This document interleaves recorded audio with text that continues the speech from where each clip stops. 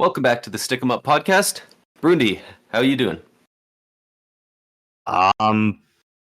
Not the greatest.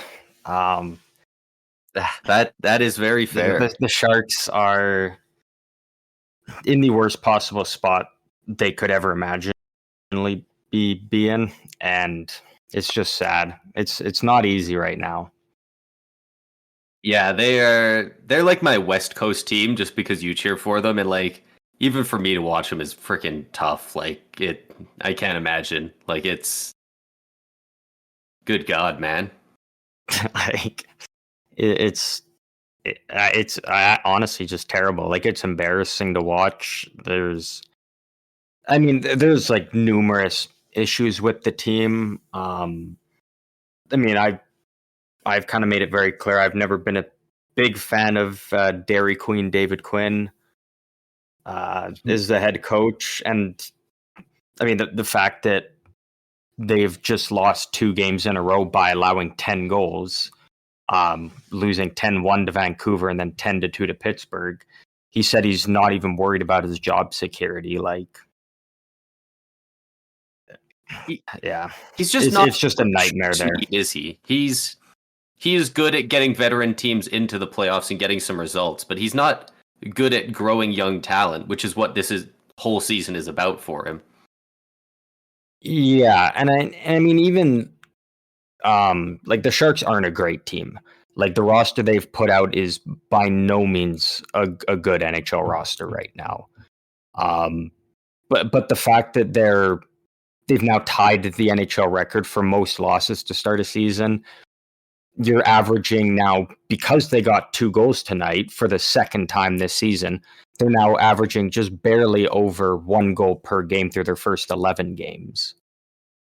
Like it's embarrassing, and something needs to change. Like I legitimately think that like even if you guys did still tie the league record for most losses to start a season, even if you did tie that, even if the games went differently, I think it would be a lot more fine. But it's the fact that what are you guys after tonight up to? Like 1.1, maybe 1.2 goals a game? It's not even that. It's like 1.075 or something. Yeah, I remember it's embarrassing. A week and a half ago seeing that you guys were at the bottom of the league with like 1.3 goals a game. And at that point, I was like, wow, it is way too far into the season for that. And somehow it's gone down after like 4 or 5 more games. I actually scored on like crazy. Like it's like I actually tweeted it out on Thursday during the Vancouver game, because at one point it was 10-0, and then San Jose scored with like 5 minutes left or something to make it 10-1. But I tweeted out in that moment, assuming, because I really didn't think the Sharks were going to get a goal. I thought they were going to lose at least 10-0, because that's what the score was, or maybe more. Yeah. But I tweeted out at that moment, in that single game, the Vancouver Canucks have scored more goals than the Sharks have through their first 10 games of the season. Yeah. Like that's just it at a professional level, that's just embarrassing in every way. Yeah, that's absolutely insane. How many points does Hurdle have compared to total goals on the team? Do you know? Like what do you mean exactly? Because like the team has like how many goals at this point? Like 11, 12? 11. How many points does Hurdle have? Like he's probably got his hand on most of them. After tonight, Hurdle actually got 2 assists on their 2 goals. Their goals again. So out of their 11 total goals, Hurdle has 5 points. No, Hurdle has 7. Sorry. Yeah, like that's. Yeah, he's trying his best, but it's like even though you guys don't have a good roster, being this bad can't just be on the roster. Like, and that's the thing though, is like you got to think about it. The Sharks were they weren't a good team last year, but they still.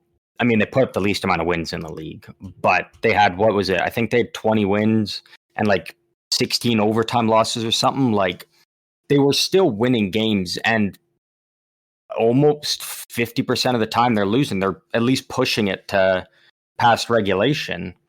The games were competitive in a manner. Like, and you can't tell me the biggest difference now is, I mean, I know like Erik Karlsson was, on another level last season, but really the only major difference from last year's team, going from the trade deadline to the end of the season, the only difference really is Karlsson's gone.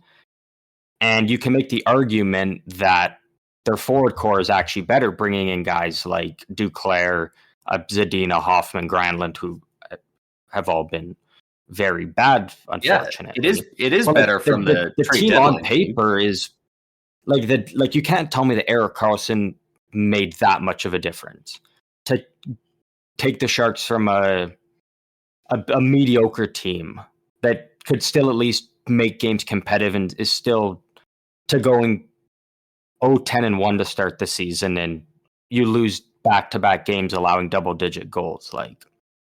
And they got shut out in back-to-back games earlier in the season. Yeah, just 2 games prior to those. So it's...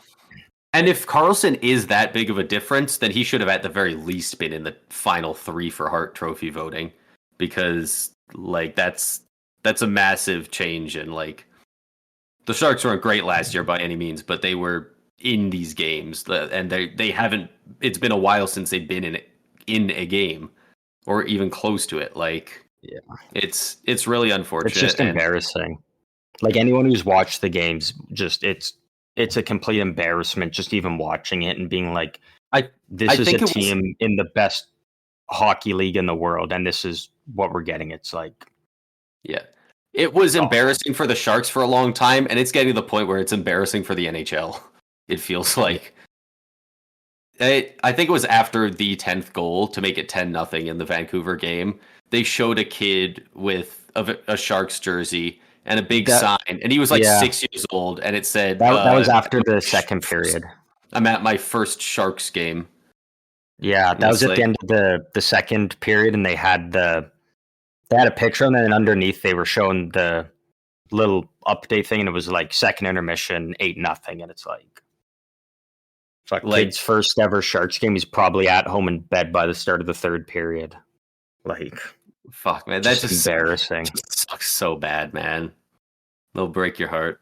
Yeah, there's nothing good to say about the team. I would hope something at least somewhat turns around, just because it's... I mean, it probably wouldn't be drastically different, but how different would it feel on the season as a whole if you guys could have held out and got that shutout 1-0 against the Avs earlier in the year? Well, and that's the thing, right? Is it could have been very drastically different. There's just a whole bunch of things. I think Couture going out at the start of the season, not in training camp, so he hasn't even played yet. I think also is it's a huge blow to the offense in general and the defense, because he's a good defensive, and defensive forward, and just your captain in general. I think also is huge. But I do think back to that Colorado game and just think if they hung on and Blackwood got that 50 plus save shutout, and they beat the Avs, it could have just done absolute wonders for that team and changed so many things. But here we are. They're 0-10-1, and I don't think their games coming up are any easier. I don't think it gets easier going forward either. Yeah, I know a lot of people are at the point where they're saying it's just going to keep being bad, but there's a reason we've never seen a team go 0-82, right? They are going to win a game eventually, and they're going to win a couple eventually. And I already see a bunch of people saying they're legitimately right now they are breaking records for advanced stats and whatnot to start season for being so bad. But I already see people saying this is easily going to finish the worst team in NHL history. Yeah. either points percentage wise or win wise, and that's not going to happen. Like it's a terrible start, but the record, I think it's Washington has the record. It's Washington, I believe in like, what is it, the 72, 73 years, something like that. It was like their expansion year or one of those years. I think they had 7 wins on the year, is what it was. It was definitely single digits. Yeah, I think it was like 9 wins or 8 wins or something. And they also had ties back then, but the Sharks are gonna pick up at least 10 wins, I would imagine. Like, it's pretty hard to imagine them not. Yeah, so Washington went 8, 67, and 5. Jeez, so the Sharks are gonna finish with more than 20 points or 21 points at the end of the season, and they're gonna win more than 8 games. Like, there's no NHL team, regardless of what you put out there, they're not losing 70 plus games in regulation. Like, anyways, let's move on from that dumpster fire. Yeah, I almost asked you before we went live if you even wanted to talk about it. So I'm glad you brought it up. Felt like we had to, because it's like I said, it's just embarrassing. So something's got to change. I think if anything, it's got to at least just start with, thanks David Quinn for being a stud that prospects want to come and play for. See, they wanted to come to San Jose, but it's just, he's got to go. It's time to move on, literally, to anyone else, and just try to have some kind of culture change. Yeah. Probably not going to happen because they're buddies and all, but I think that's just at least where it has to start. Yeah, I agree. Before you were gone. Okay. Yeah, go ahead. That's exactly where I was going to. I was just going to say that for those who didn't listen to the last podcast, I was out for the last 10-ish days down in Tampa. Me and my wife, for our 1-year anniversary, went on our official honeymoon. So, whoop, whoop. Yeah, thank you. And so yeah, that was awesome. But I'm back now, and we're gonna be probably putting out another podcast fairly quickly after this one. Probably another one before this upcoming Friday, if I had to guess. Yeah. I did say I was gonna take some pictures and stuff and get some stuff up on our socials. Unfortunately, just vacation, right? Honeymooning. Yeah, it's got to know. Yeah, no, that's totally fair. But I did want to share a couple of things from the trip. Yeah, I was just about to ask you to kind of go over some of the highlights. Yeah, so one of the really cool things was just getting to see Amalie Arena in person. Absolutely gorgeous arena, like inside and out was fantastic. I don't have much to compare it to because we live in Calgary and the Saddle Dome is ancient. The dome, baby, the dome. But like, where chunks of concrete fall randomly off the roof. We were sitting in like the upper bowl, and we had freaking sick leather seats with these big, like, tons of legroom, as if we were in a movie theater. Absolutely massive, state of the art jumbotron. Their jumbotron, when the away team takes penalties, has like a face cam in the top left corner that shows a live feed of the away team's player being in the penalty box for the full 2 minutes of every penalty. And I want every team in the league to immediately start doing this. That's so funny. Yeah. You sent me a picture of that. I thought that was pretty good. Yeah, it was just adds a little more fun up there on the jumbotron. Yeah, especially with how big they're getting now. The size of some jumbotrons is just nuts. Like, it almost goes blue. Like, some of them are basically blue line to blue line. Like, it's crazy. It was probably pretty close to that, and but it's wider, but it's not going down, so it doesn't block any view.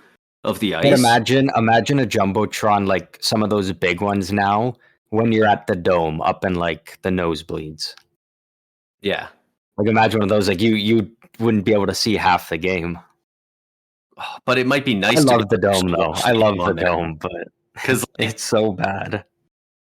Because, like, in most places in the Saddle Dome, you can't really watch the game much on the Jumbotron. If you're No. anywhere in the arena, you can watch the action on the ice on that Jumbotron. It's just such a massive screen that you can see it from anywhere, which was really nice for, it only happened once or twice, but when you were coming back from the getting a drink, bathroom, whatever, and plays going on, so everyone's like waiting for a stoppage in play to go to their seats, you can still see, even if you can't look down onto the ice, because from the hallways you can see the Jumbotron. Yeah. And so that was pretty cool. But like, yeah, just the entire arena was awesome. They got the statue of Phil Esposito out front. Okay. Yeah, it's probably gonna have a Stammer one going up in a sometime in the next decade, right beside it. Yeah. But yeah, Does St. Louis have one or no? No, I don't believe so. Yeah. Oh. Maybe we'll get one in Montreal one day, huh? He might, honestly. if Cole Caulfield can score 60 or something and then they win a cup. If they can learn how to draft. Aside from that, you did meet at least one player on the Bolts. Yep, I got to see pretty much every current player leave the arena. We went out when they were leaving the practice, and we got to see like all of them leave. Even Vasi was there. Oh, nice. The only guys that really stopped, because they do this every day, were Darren Radish stopped, Victor Hedman stopped, and Braden Point stopped, and all super nice dudes. Oh, sorry, and Jonas Johansson also stopped. FD fantasy legend.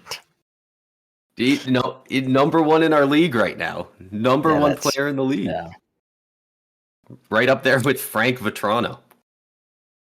Yeah. That's awesome, though, that those guys stopped to say hi to the fans and whatnot. Like, that means a lot to the fans, and I'm sure it's, not, sometimes probably not the player's favorite thing to do to, want to stop and spend however long signing stuff and socialize them, but the guys that go out of the way to do it, like you said, Braden Point earlier, and makes a consistent effort to continuously do it for the fans. I think that's just awesome, and that says a lot about the type of not even the player, just the type of person he is alone. Like that's just awesome stuff. Yeah, like I was telling Brundy before we went live that Braden Point, like all the guys waiting outside were like telling me beforehand, like he's the one guy will stop to say hi, shake your hand, sign stuff, whatever. And he absolutely did. He was like, he right away pulled over and like he's just happy to interact with the fans. It's awesome to see, like just a super humble dude. I told him that we were coming down from Calgary, and he was asking me like what part of Calgary. He was like asking what we were down for. Like he was super friendly. It was awesome. Yeah, that's awesome to hear though when guys are like that. Was there anything else that you had?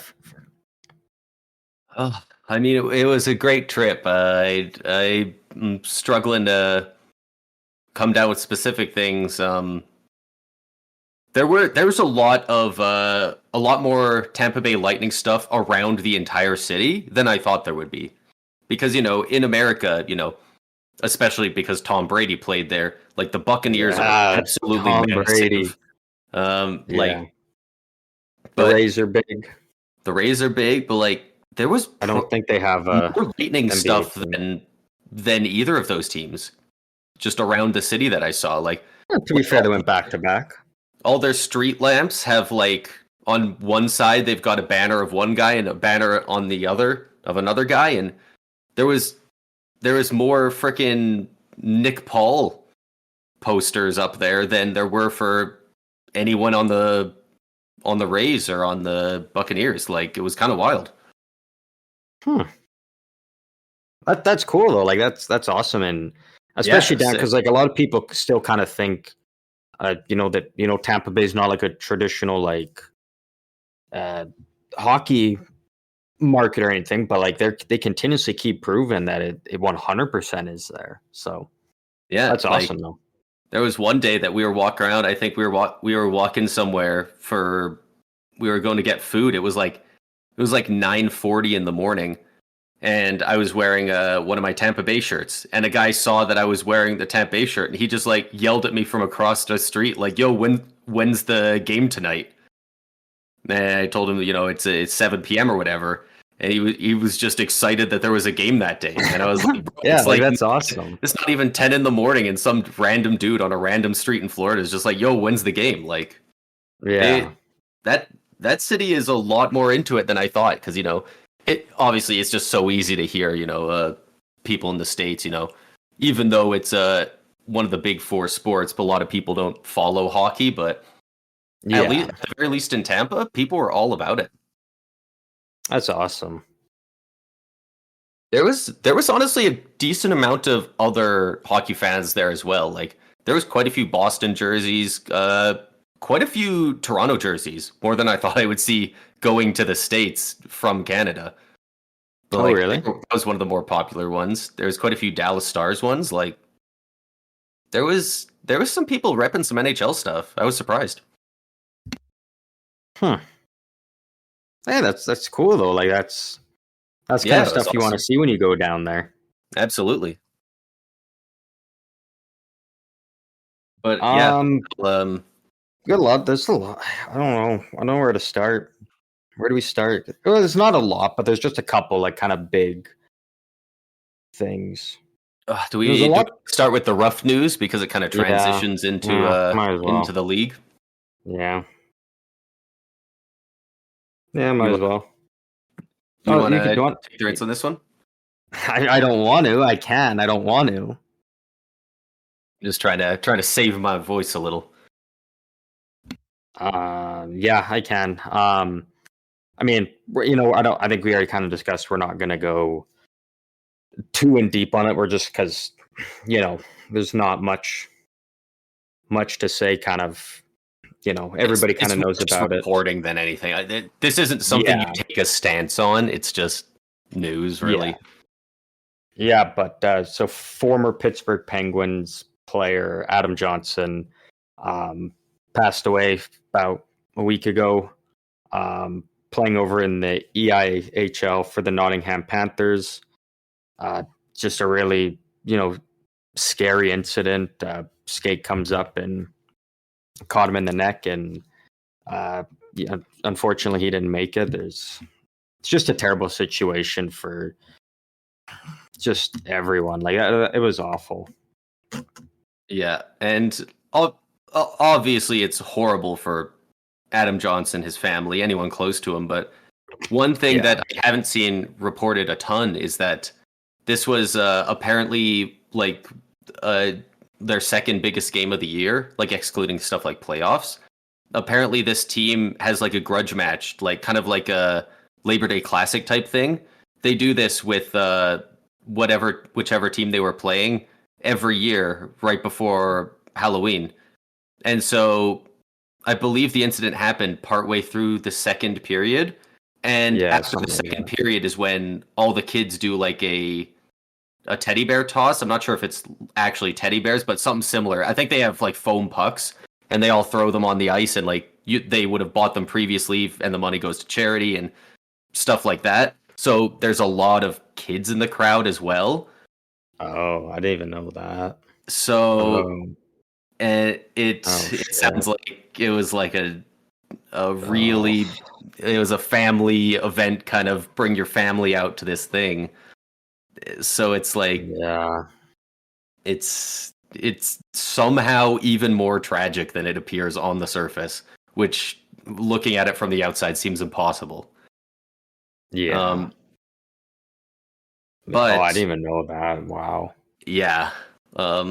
luckily, it seems like there is some good news coming from it in that many leagues, teams, and players are either starting to wear or leagues are mandating mandatory neck guard wearing. The WHL has already made it mandatory to wear neck guards. I want to say the QMJHL, but that might have been something else that they implemented. I might be confusing them banning fights a couple months ago. Yeah, I can't remember. I know that like the Pittsburgh Penguins AHL team and ECHL team are implementing mandatory neck guards. A couple leagues over in Europe have like it's slowly starting to grow.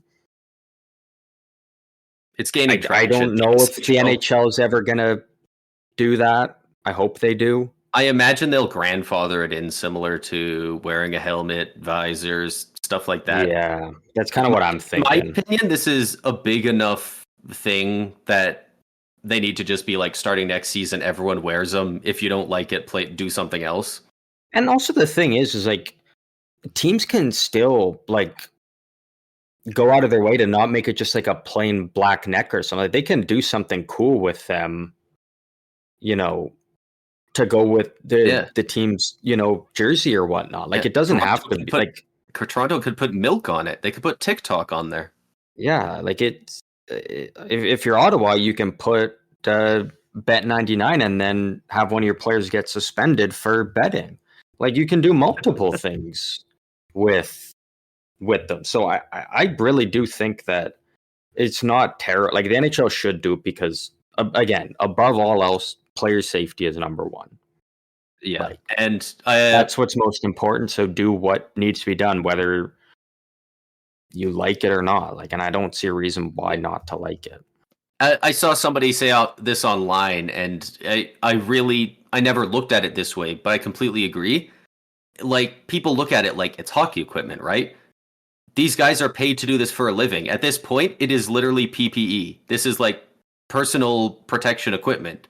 I think that's what it stands for. I don't know for sure, but this is literally like the same as like somebody working with asbestos wearing a mask. Like they're taking a risk going out there doing their thing. They need the proper equipment to protect themselves. And yeah, it should absolutely be mandated, and hopefully the player association will look into that as well if the league doesn't when they negotiate their next contract. Yeah. Also tonight, a couple hours ago, I just finished watching the Tampa versus Ottawa game, and I believe it was Claude Giroux was wearing a neck guard. I noticed. Oh, okay.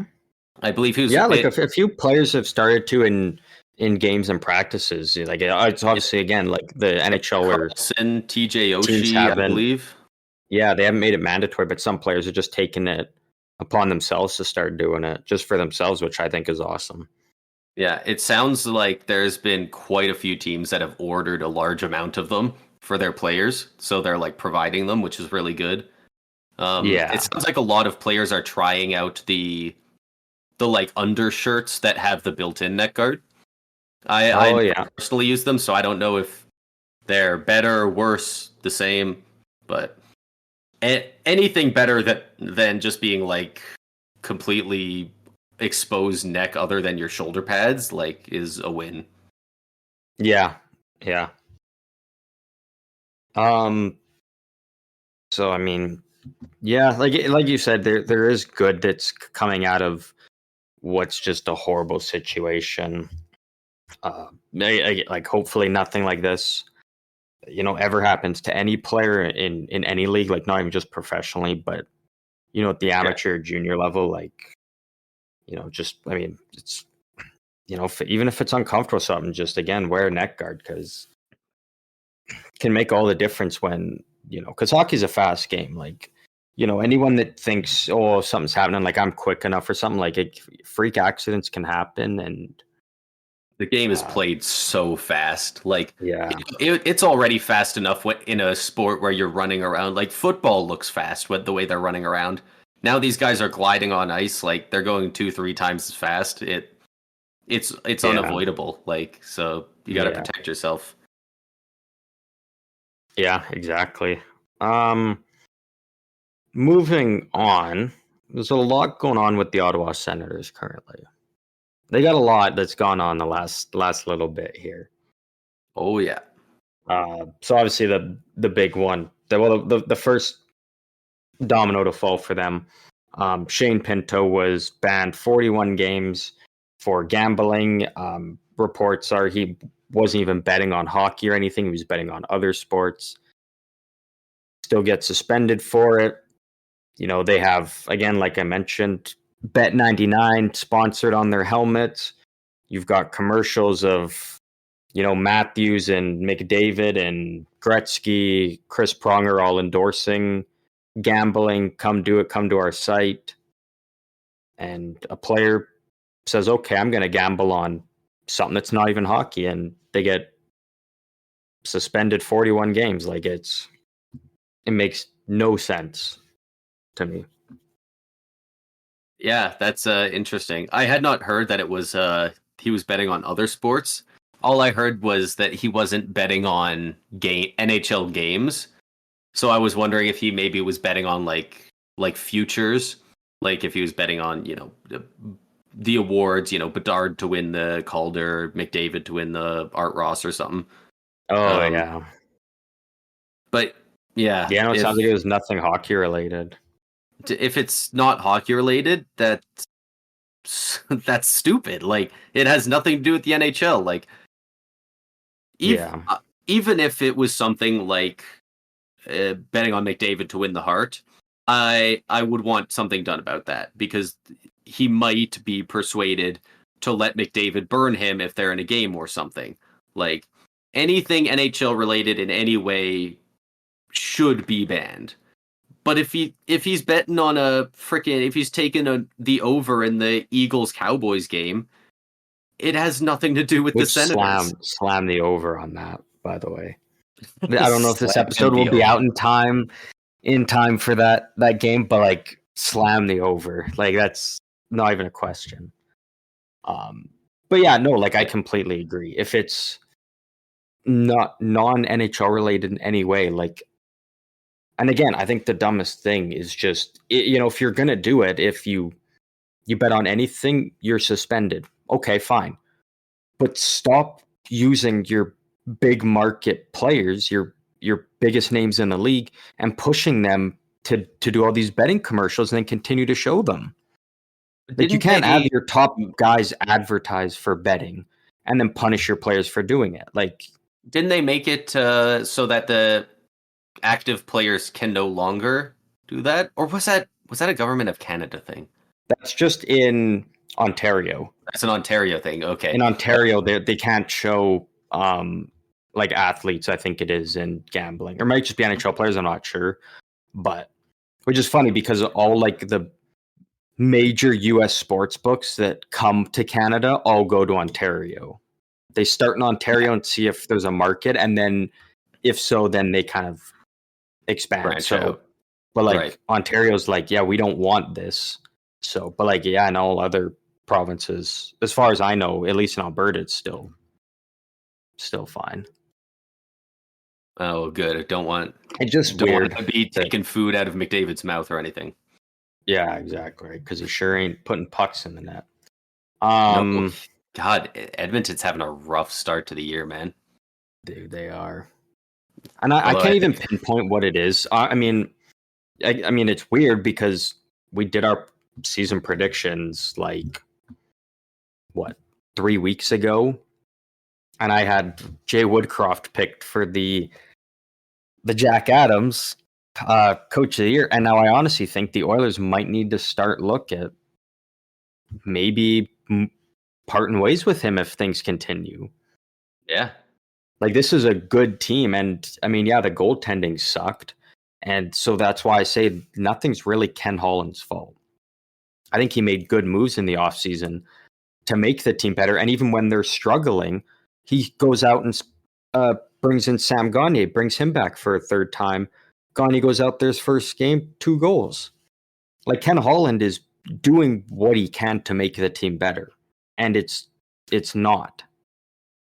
Yeah. Like, he is putting in the work, and he's put in the work last year when he went out and got a guy like Matthias Ekholm, and finally, for the first time in the McDavid-Draisaitl era, gave up a first-round pick at the deadline to improve the team. Stuart Skinner, I mean, he's massive looked improvement great too. last year.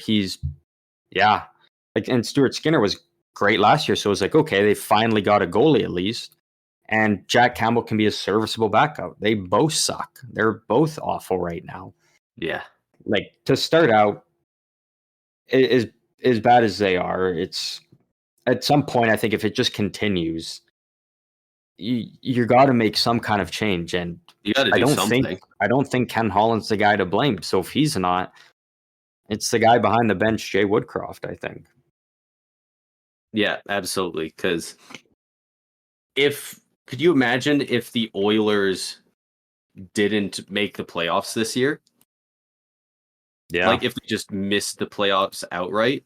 Like, I'm just pulling up the Oilers cap friendly right now, but like, there's not a lot of time left on Draisaitl, and then the year after that, McDavid.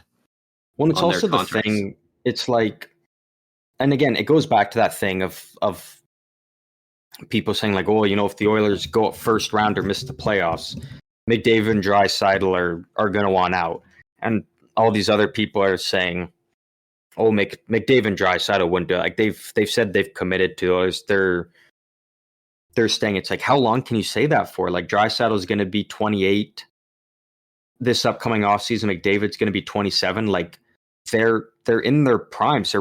Maybe with McDavid, he's not even reached his peak. But it's like they're playing some of the best hockey you're ever going to get out of them. And to be missing the playoffs potentially is like, at some point, they just got to be like, it's a lost cause. Kind of similar to Tavares.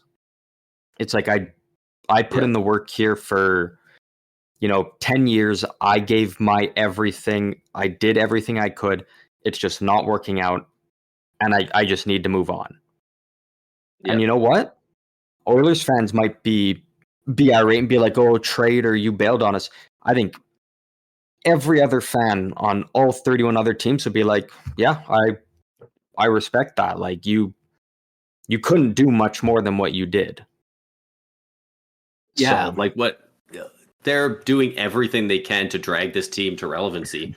And if they were to miss the playoffs, unless Draisaitl only cares about money, like, unless McDavid comes up to him and says, I'm 1,000%, I bet my life on it going to extend. Unless McDavid does that, why would Draisaitl extend? He should wait till UFA and see if McDavid extends first, and then he can come back. Because, like, if not, it's like, if they can't win with us, if they can't even make the playoffs with us, how are we going to win the cup? So might as well go to another team. Like,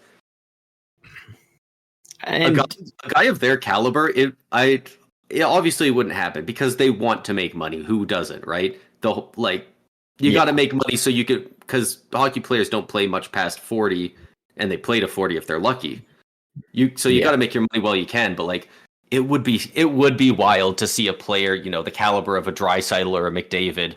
They hit their UFA year, they're 27, 29, something like that, and they just Draisaitl signs with Colorado for $950K for 1 year, and he just says, all right, let's get me my fucking cup ring, and then I'll go make my bank elsewhere again.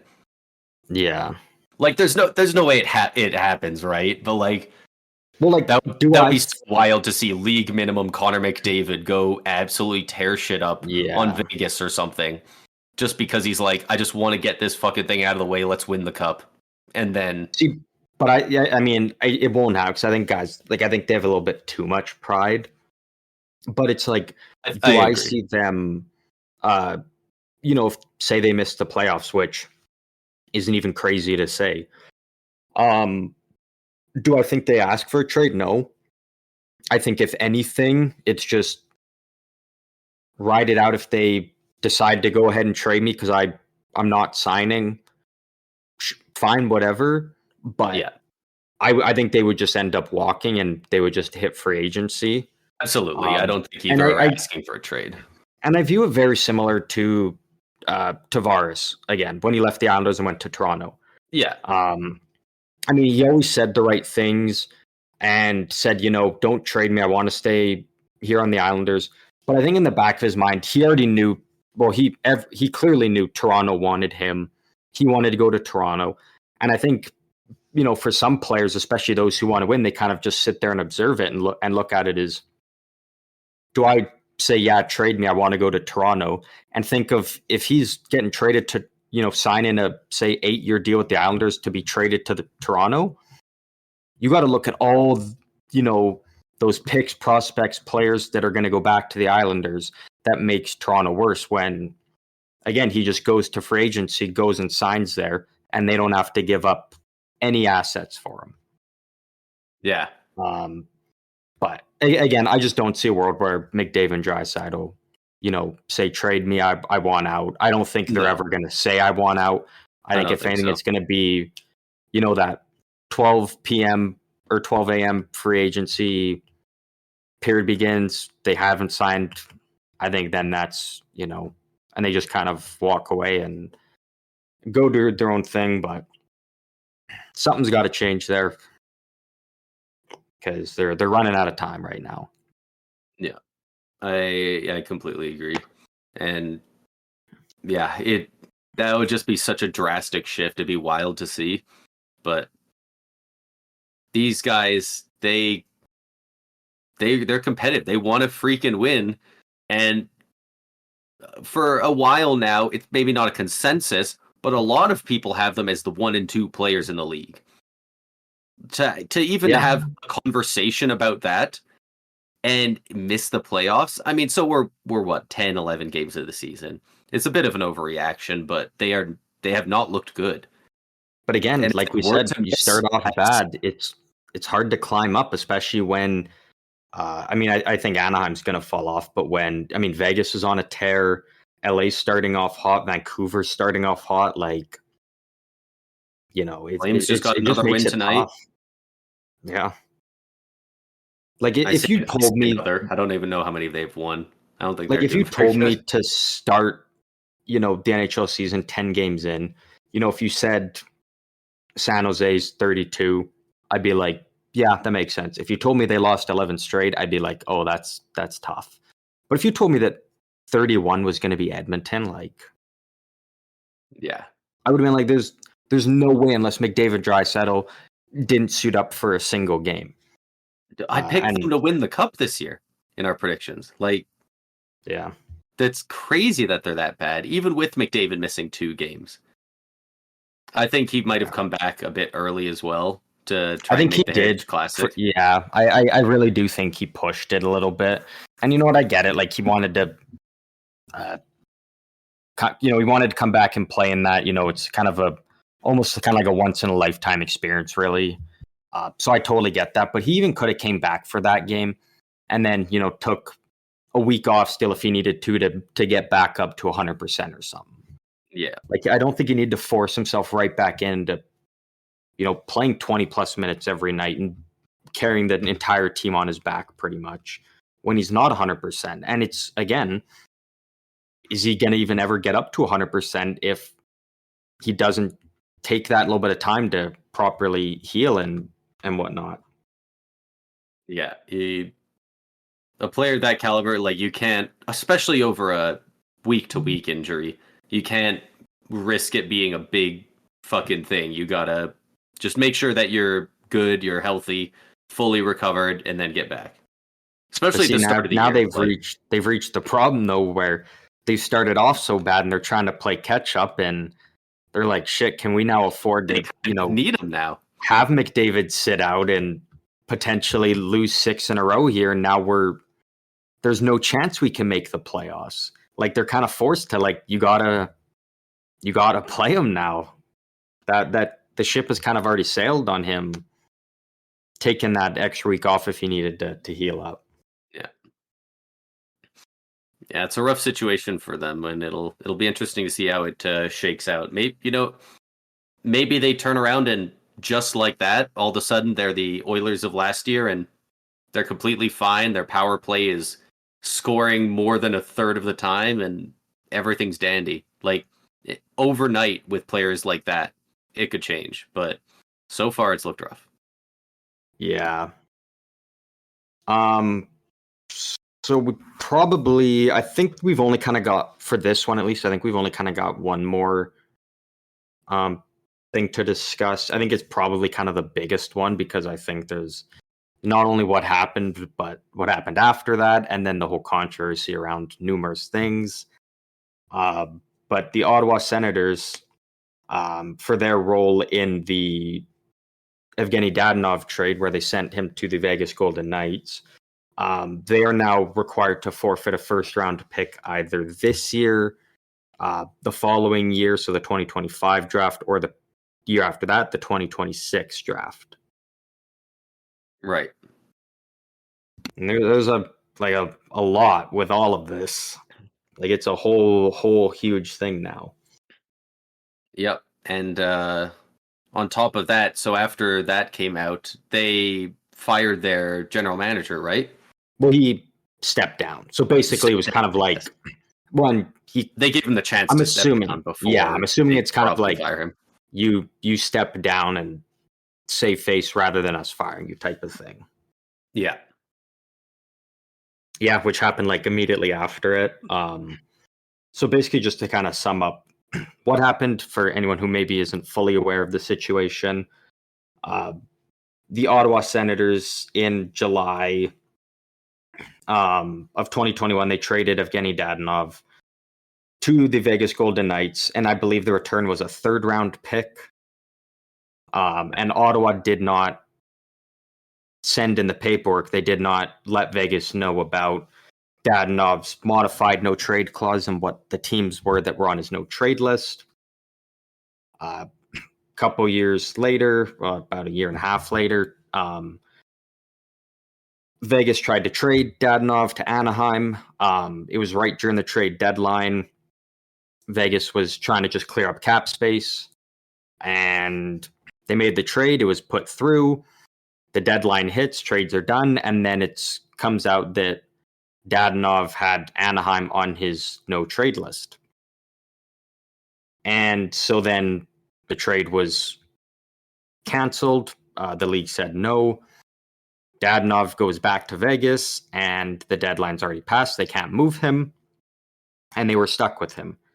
And so Ottawa, again, I think it's kind of weird because I couldn't easily click 3 buttons on a website and I can find out that Dadonov had a modified no trade clause. The details, okay, sure, that's one thing, but I knew that he had it. It sounds like Ottawa thought that his no trade clause was void. I believe they thought it was void because they made either Dadonov or his agent made some error in submitting the no trade teams list. But I guess they were just mistaken because clearly it was still in play. And there is multiple things to it. Like, I know a lot of people say, like, okay, yeah, like it's some people don't like. The reason it's kind of a big deal is because I really do think that I don't think Vegas would have given up as a third-round pick like they did for Dadonov if they knew potentially. Like, they could have maybe said, like, hey, this guy's got this, which could maybe kind of handicap us if we want to move him. So, say, let's do a 5th-round pick or something like that. But anyways, so now, because of that whole thing, Ottawa's forced to give up a first-round pick either in one of the 3 upcoming drafts, which that's tough, especially when you're a team, that's really trying to contend now. And it sucks that Dorian really actually put in the work and has drastically improved this team over the last couple years. and he's now out the door, and now you're forced to give up one of your first round picks in the next 3 years. Like, that's not only can you get good prospects, like those are good trading chips at the deadline if you're trying to improve your team for a playoff run. Absolutely. It's a very strange situation all around. It feels weird to me that the players' no trade list isn't public, or not even that it's not public, but the league doesn't know it. It's between the player and the team. The player, their agent, and the team. The league themselves doesn't even know who's on the no trade list, and other teams don't either. And that feels strange to me. Like, I don't know if that's just an old way of doing it, but yeah, I'm not sure why. Like, it seems like it's something that should be, league knowledge and whatnot. And other teams should, at least league wide. It doesn't at least the league necessarily should, like public, on Cap Friendly or anything. But yeah, like, imagine you're trying to make a trade for a player, and then all of a sudden it's like, oh, you're on their no trade list, and you had like no idea. Like, yeah. And with all of this, I mean, now kind of the big thing that's coming of this is, again, it goes back to the thing people were clamoring about for months on end, and that's Chicago got Bedard. When a lot of people felt that they should have been forced to, forfeit a first round pick for what they did, and they only got fined $2 million. And for a franchise like the Chicago Blackhawks, $2 million is nothing. How much did they make in the first week after the draft lottery? Not even after the draft. Dude, they probably already quadrupled that in Connor Bedard jersey sales. Which is sickening. Like, and it just adds to that list now of Arizona was forced to give up a first and a second round pick for the illegal workouts they did. New Jersey had to give up a first round pick because of that huge Ilya Kovalchuk contract. Ottawa now has to give up a first for not including a piece of paper. Like, I don't know. And again, I, kind of knew San Jose was never going to get Bedard. So, like, I was just like, hey, you know what? Whatever. Like, if I was a team like, say, Anaheim, who had the worst odds and got screwed, I'd be really fuming about the whole Chicago not giving up a first. But now seeing just the resume that's starting to build of this kind of stuff and how certain teams are punished and not, it's just like, it's just a bad look. Yeah. And it's just so lame. I don't have much of a better way to put it. It's just fucking stupid that like I genuinely wonder if it was the other way around, the complete opposite. If Evgeny Dadonov went to Ottawa from Vegas, this new expansion team, they just won the cup, a lot of new fans, their arena's so cool, they're making all this money down there, and it's an American team, which we know Bettman loves. And he gets sent to a Canadian team, which we know Bettman traditionally doesn't love. I wonder if they'd be paying the same first round pick in Vegas. No, they wouldn't. They absolutely would not. I for one definitely think they would not be paying the same price. They would get a fine or something, but they would not. They would not make them forfeit a first. Yeah, or at least it'd be a second round pick or something. Like it. Yeah. It's weird. Like, I can't figure out their reasoning or how they think that it's okay to.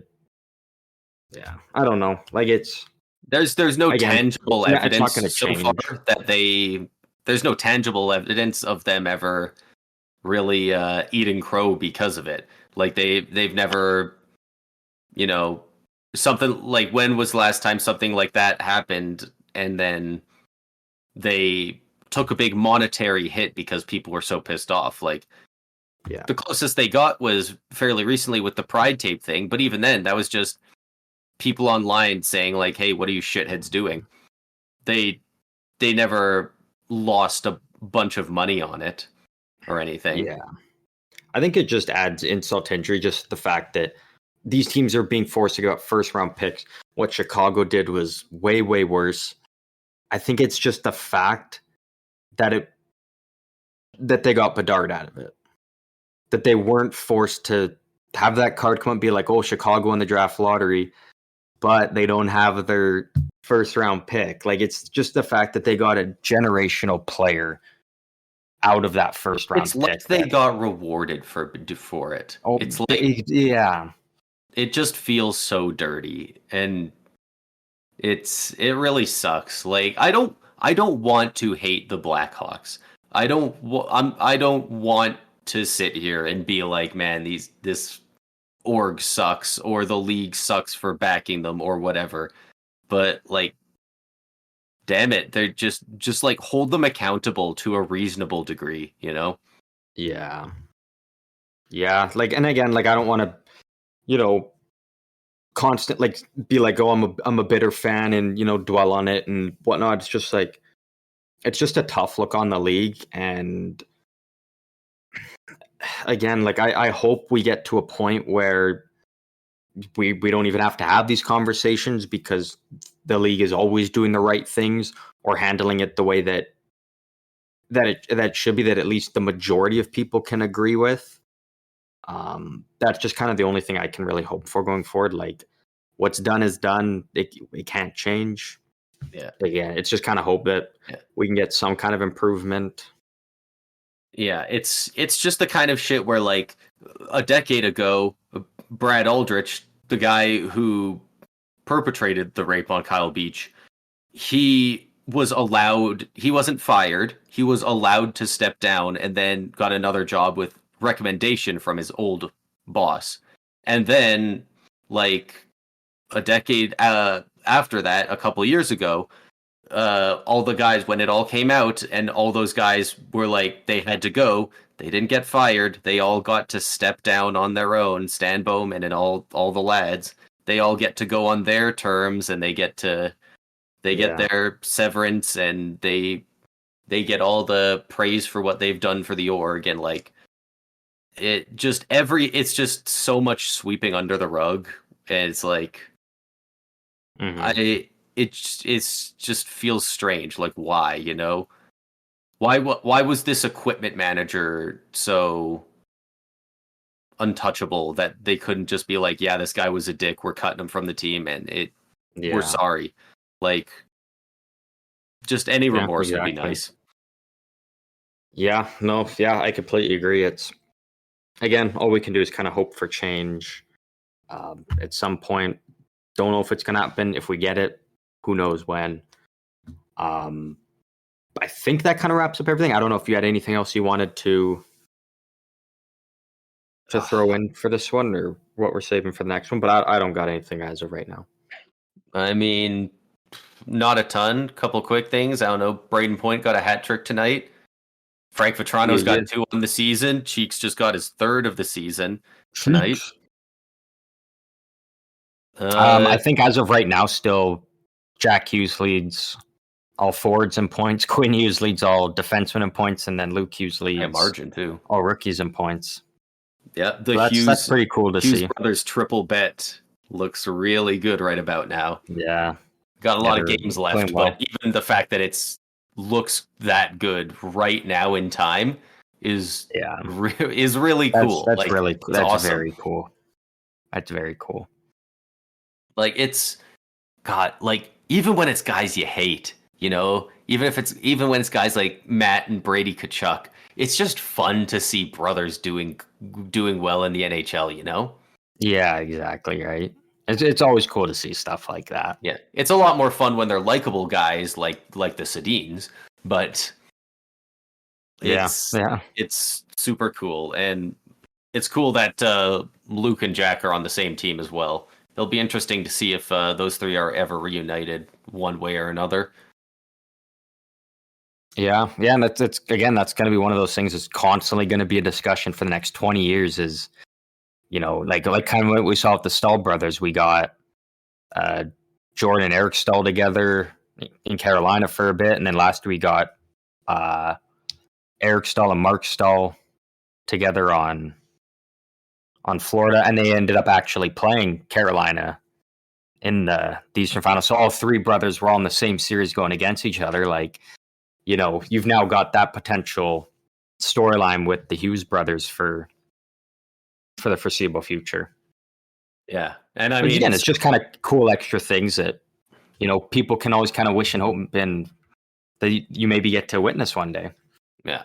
How cool would it be in a world where Bedard went to Vancouver and then they made a play trading Pettersson for Jack Hughes straight up, and then they made a move for Luke Hughes, and you got like Bedard and the Hughes brothers all in Vancouver or something?